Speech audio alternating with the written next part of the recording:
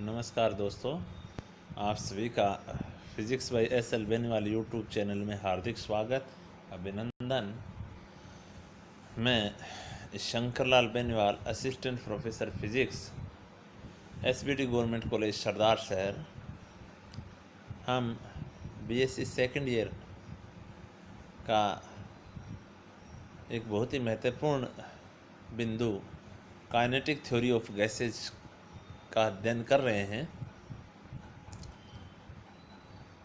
मैं आपको पिछले वीडियो में postulates of kinetic theory of gas करवा चुका हूँ। इस वीडियो में हम किसी भी आइडियल गैस की दाब की व्याख्या करेंगे कि कोई भी आइडियल गैस है वो किसी भी कंटेनर की जो दीवार है उस दीवार पे कितना प्रेशर डालती है, उस प्रेशर का अध्ययन करेंगे। अध्ययन के लिए सबसे पहले मैं मान लेता हूँ कि कोई एक वी आयतन का पात्र है, यानी एक कंटेनर है, उसका वॉल्यूम क्या है, वी है।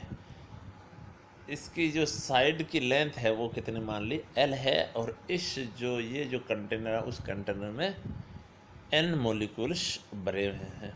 काइनेटिक थ्योरी ऑफ गैसेज के अनुसार जो मॉलिक्यूल्स हैं वो रैंडम मोशन करते हुए पात्र की दीवार से किस प्रकार की टक्कर करते हैं, इलास्टिक टक्कर करते हैं, आपके इलास्टिक कोलिजन करते हैं। अब देखिए, मान लेते हैं कि कोई एक मॉलिक्यूल है, उसका मास m है, ठीक है, और वो c वेग से गति कर रहा है। किस वेलोसिटी से गति कर रहा है, c वेलोसिटी से गति कर रहा है। जो c वेलोसिटी है उसके जो x y z कंपोनेंट हैं वो मान लेते हैं u है, v है एंड क्या है, w है। क्या ले लिया हमने, u v एंड w ले लिए। अब देखिए, दोबारा से बता देता हूँ, डायग्राम में देखिए आप ध्यानपूर्वक। मैंने एक कंटेनर लिया, इस कंटेनर का वॉल्यूम v है, इसमें जो नंबर ऑफ पार्टिकल हैं वो n है, और एक जो पार्टिकल है उसका मास m है। तो टोटल मास होगा इस कंटेनर में गैस का वो mn होगा। किसी पर्टिकुलर एक पार्टिकल पे विचार करते हैं, किसी भी पर्टिकुलर एक पार्टिकल पर विचार करते हैं जिसकी वेलोसिटी क्या है, c है, और इसके x y z कंपोनेंट हैं वो u, small u, v and w है। अब जब ये जो मॉलिक्यूल्स है, ये मॉलिक्यूल जो बीच में दिखाया गया जो मॉलिक्यूल है, ये जो मॉलिक्यूल है, ये मॉलिक्यूल जब पात्र की दीवार से टक्कर करेगा तो ये संवेग स्थानांतरित करेगा। क्या करेगा, मोमेंटा ट्रांसफ़र करेगा इस दीवार को, और मोमेंटा ट्रांसफ़र करेगा। उस मोमेंटा ट्रांसफ़र के कारण क्या लगेगा, फोर्स लगेगा। यही हमने काइनेटिक थ्योरी ऑफ गैसेज में पढ़ा है।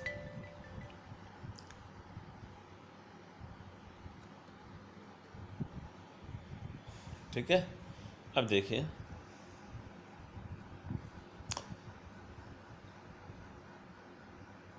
अगर इसके कंपोनेंट x y z हैं तो c को किस प्रकार लिखा जा सकता है, c को लिखा जा सकता है c equal to U I cap plus V J cap plus W K cap, और वेक्टर में जब इसका वर्ग करेंगे तो ये आएगा U square plus V square plus W square, यानी वेलोसिटी का जो मान आएगा वो ये आएगा, C square equal to U square, C square equal to U square plus V square plus W square. Okay, ये समीकरण नंबर हमारे पास एक आ गई, कोई दिक्कत नहीं। अब देखिए, ये पात्र की दो दीवारें हैं, यहाँ से पार्टिकल एक्स डायरेक्शन, ये डायरेक्शन एक्स है, इधर वेग इसका यू है, इस पात्र की दीवार से टकरा के ये वापस आएगा पार्टिकल, और वापस आएगा तो इसका वेग टक्कर से पहले u1 है और टक्कर के बाद भी क्या रहेगा, u1, क्योंकि दीवार स्थिर रहेगी और प्रत्यास्थ टक्कर में वेग नहीं बदलेगा। तो अगर आप संवेग की बात करें तो संवेग होगा P1 equal to M u1, and बाद में जो संवेग होगा P2 equal to M u1।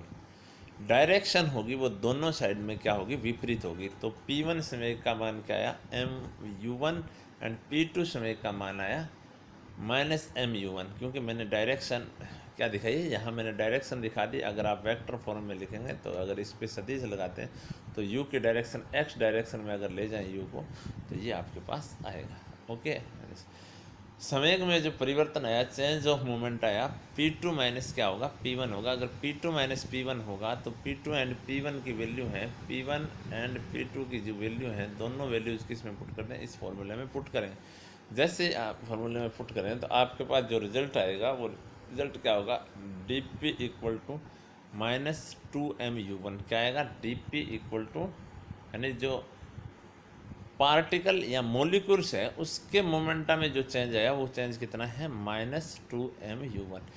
इसका मतलब अगर मोलिक्यूल्स के मोमेंटा में इतना चेंज है तो ये चेंज गया कहाँ, ये चेंज आपके इसने दीवार को ट्रांसफ़र किया। तो दीवार को किया गया जो दिया गया जो संवेग है, मोमेंटा है, वो कितना आएगा, +2mu1 आएगा। क्या आएगा, +2mu1 आएगा। अब ये संवेग चेंज होने में ये मोलिकुल्स कितना टाइम लेता है, तो टाइम अगर देखें तो वेलोसिटी इक्वल टू होता है डिस्टेंस अपॉन टाइम। अब यहाँ पे डिस्टेंस है, वापस से अगर ये दो दीवारें हैं तो यहाँ से पार्टिकल टकराया, यहाँ जाएगा, यानी इस दीवार पे जाएगा, यहाँ से टक्कर करेगा और वापस इस दीवार तक टक्कर करेगा, तो टोटल जो डिस्टेंस होगी वो 2l तय कर लेगा। कितने डिस्टेंस तय कर लेगा, 2l। और इस टाइम को मैं t1 कह दूँ या आप dt कह दें, कुछ भी नाम दे दें, dt कह दें। तो जो dt का मान आया, टाइम चेंज आया, इस दीवार को जो स्थानांतरित जो मोमेंटा हुआ, उस मोमेंटा स्थानांतरण में जो टाइम लगेगा वो टाइम होगा dt equal to 2l upon u1। क्या होगा, dt equal to 2l upon u1, ये टाइम आया। अब the rate of change of the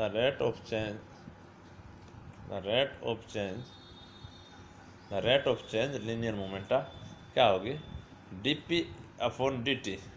dp का मान आपके पास था 2mu1 और dt का मान आपने निकाला 2l अपॉन u1, यानी अल्टीमेटली ये जो आपके पास है mu1 स्क्वायर बाई क्या आया, l, mu1 square by l। अब सेकंड लॉ ऑफ न्यूटन क्या कहता है, the rate of change in linear momentum is equal to external force. यानी न्यूटन के सेकंड नियमानुसार संवेग में जो परिवर्तन की दर होती है वो बाह्य बल के बराबर होती है। तो dp अपॉन dt का मान यहाँ से देखें तो ये जो आया आपका, यानी इस दीवार पे जो फोर्स लग रहा है उस फोर्स का मान क्या है, mu1 square by l, mu1 square by l force आया। इस दीवार की लेंथ l है और विड्थ भी l है, तो इसका जो एरिया है वो इस दीवार का कितना है, l स्क्वायर है। कितना है एरिया, l स्क्वायर है। तो इस दीवार पे जो प्रेशर लगेगा वो प्रेशर होगा फोर्स अपॉन एरिया। तो फोर्स यहाँ पे है आपके पास, तो mu1 स्क्वायर अपॉन क्या आएगा, l and dot l square. Okay, अब देखिए, सॉरी, इससे पहले अपने यहाँ पे केवल एक पर्टिकुलर, यहाँ पे हमने एक मोलिकुल्स का हमने फोर्स निकाला। अब मैं क्या काम करता हूँ, n मोलिकुल्स हैं तो अलग अलग मोलिकुल्स का अलग अलग वेलोसिटी है। प्रथम की u1 है, सेकंड की u2 है, u3 है, un है।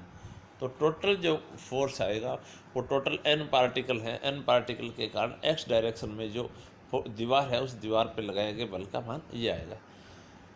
अब अगर प्रेशर की बात करें तो प्रेशर क्या होता है, फोर्स बाई एरिया। तो फोर्स बाई एरिया मैंने आपको बता दिया, E इक्वल टू क्या आएगा, l स्क्वायर आएगा। और यहाँ पे Px का मान x डायरेक्शन में जो प्रेशर लगेगा वो m by al u1 square by plus u2 square plus u3 square so on और un स्क्वायर।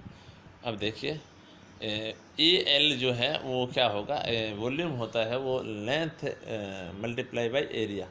ओके, तो यहाँ पे मैंने al की जगह क्या पुट कर दिया, v, बाकी एज इट इज रखा। तो px का मान ये आया, px की ही तरह py निकाल लिया और क्या निकाल लिया, pz निकाल लिया।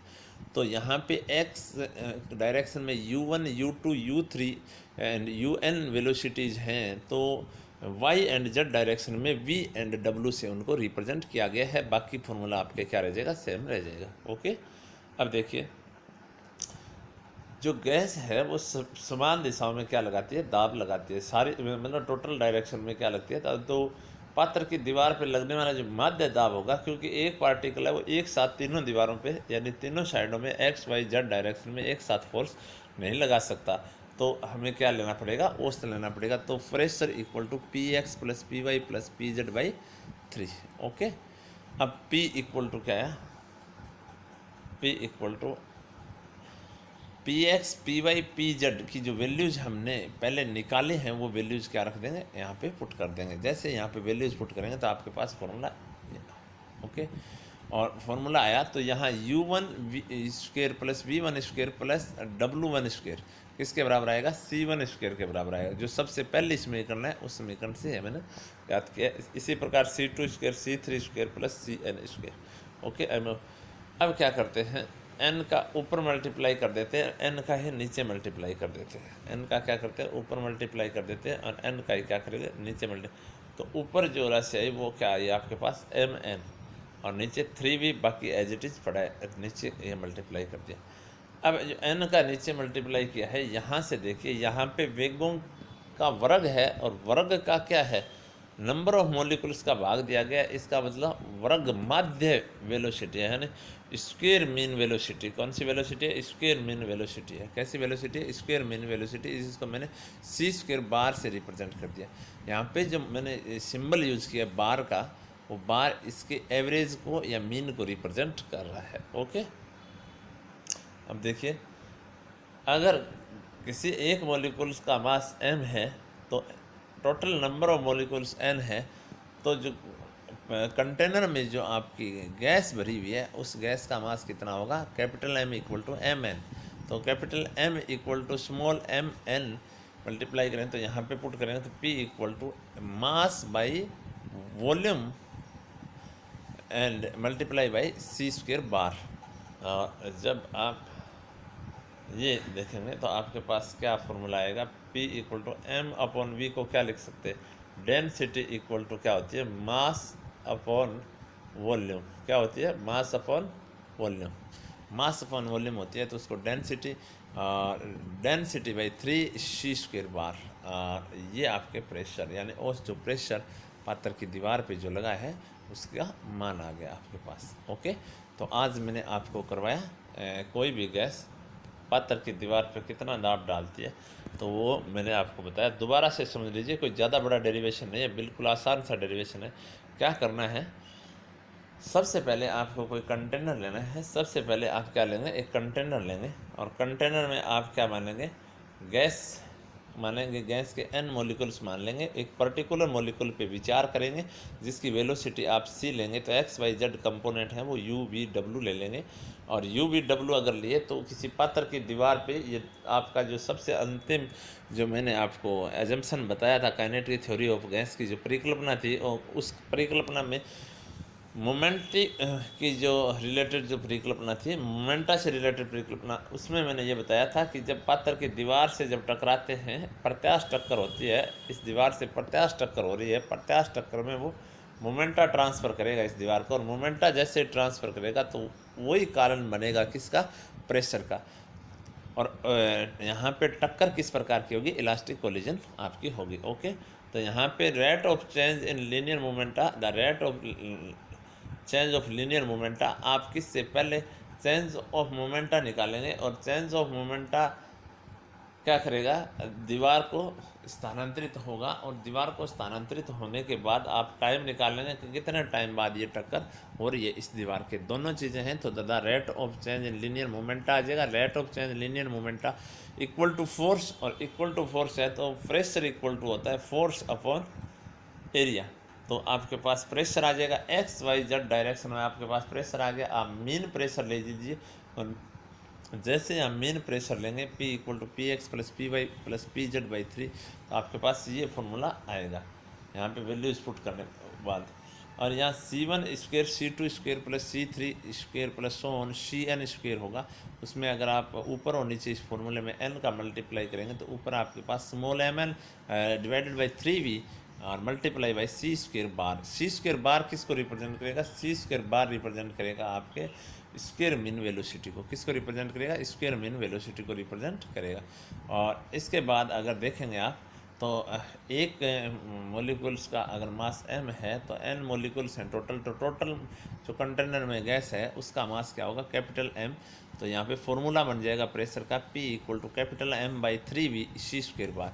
और ये जो फॉर्मूला है इसमें mass upon volume equal to density, और mass upon volume equal to density, तो यही formula P equal to rho by 3 multiply by C square bar हो जाएगा आपके। तो आज के लिए इतना ही। Thank you very much.